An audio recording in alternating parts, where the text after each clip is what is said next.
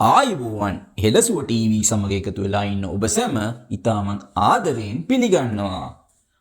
ලේ පිරිසුදු කරලා මුළු ඇඟම සුදු කරන රහස් පානයක් ගැන තමයි අද අපි ඔයාලට ගෙනල්ලා ආවේ. ඔයාලත් කුරුල්ලෑ අඳුරු ලප සහ රැලි වැටුණු සම නිසා වයිට්නින් ක්‍රීම් වලට සහ ලේස ප්‍රතිකාර වලට සල්ලි නාස්ති කරන කෙනෙක්ද? ඇත්තටම අපි පිටතින් මොන දේ ගැල්ලුවත් අපේ සිරුර ඇතුළේ තියෙන විෂ ඉවත් කරන්නේ නැතුව කවදාවත් පැහැපත් සමක් ලබා ගන්නට බෑ. අද මම ඔබට කියලා දෙන්නේ පැරණි දේශීය රහසක්. මේක පානයක්. මේ පානයෙන් ඔබේ බර අඩු වෙනවා වගේම සමේ තියෙන ලප කැලල් මැකී ගිහින් පුදුමාකාර පැහැපත් බවක් ලැබෙනවා. මේක හදාගන්න ඉතාමත් අඩු වේදමක් කියන්නේ වීඩියෝ එක සම්පූර්ණයෙන්ම බලන්න කියලා හැමෝටම ආරාධනා කරනවා. අපිට මුලින්ම ඕනේ කරන්නේ ආමන්ඩ් අහුරක්. ආමන්ඩ් වල තියෙනවා විටමින් E සහ ඇන්ටිඔක්සයිඩ් මගින් ඔබේ සමේ සෛල කැඩී යාම පාලනය කරලා වයසට යන පෙනුම නවත්තනවා වගේම ආමන්ඩ් අහුරක් අරගෙන රැයක් පුරා වතුරේ පොඟවා ගන්නත් ඕනේ.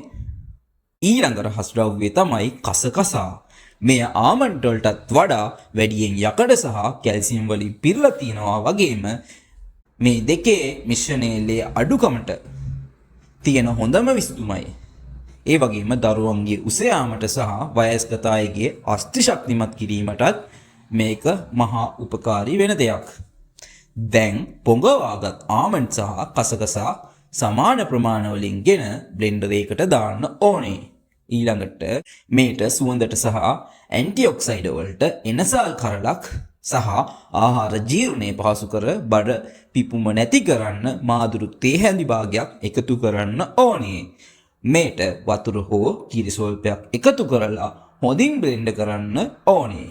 පසුව මෙම මිශ්‍රණය පෙරාගෙන ලැබෙන කිරි ටික වීදුරුවකට අරන් ඉතිරි උණු රොඩු ටික විසි කරන්න නම් එපා. ඒවා ඔබේ උදෑසන ස්මූති එකට එකතු කරගන්නත් පුළුවන්. ඔබ බර අඩු කරගන්න බලාපොරොත්තු වෙනවා නම් මේට සීනි එකතු කරන්න එපා. පැණි රස අවශ්‍යතාවයක් පමණක් මී පැණි ස්වල්පයක් එකතු කරන්න.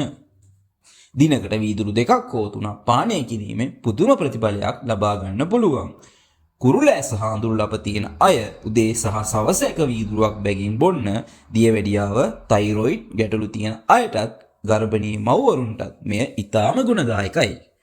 මේ පානය බොන අතරතුරේ පිටතින් ගන්නා පැකට් කළ ආහාර නතර කරන්න. එවිට ඔයාලගේ සිරුරේ වේගයෙන්ම පිරිසිදු වෙනවා.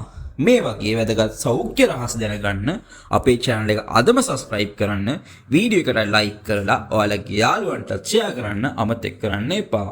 ස්තුතියි.